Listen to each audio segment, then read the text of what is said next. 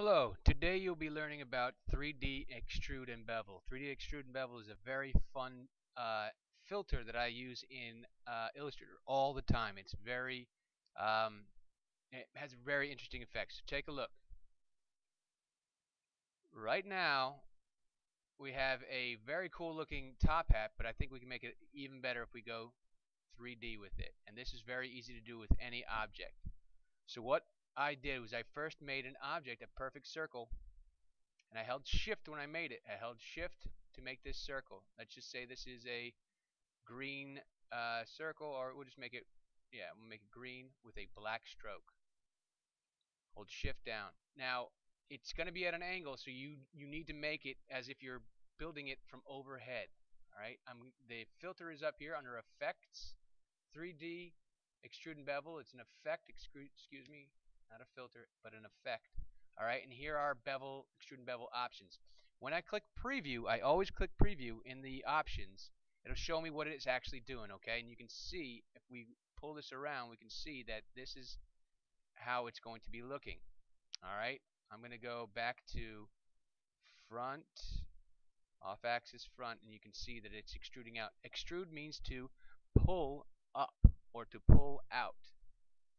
All right, this is the depth. The extrude depth tells you how long it will be. I like to add a little bit of perspective on here to give it a little bit more of a three-dimensional look, like it actually fades off into the distance.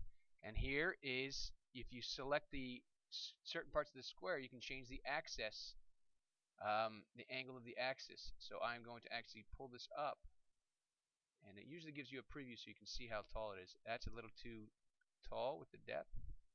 All right, and as you can see, that perfect circle is now at an angle off into the distance. It's foreshortened.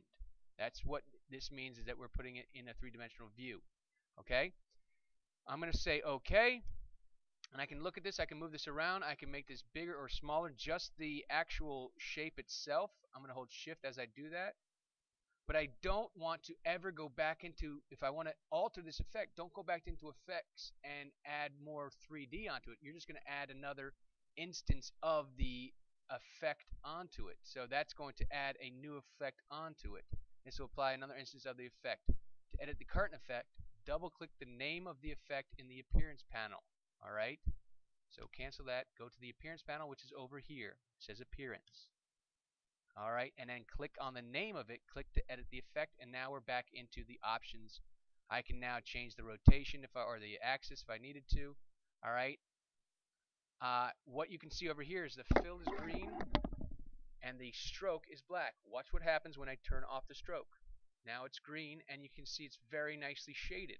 Okay, I'm going to next show you how to map art, how to revolve, use rotate and revolve, and work with symbols.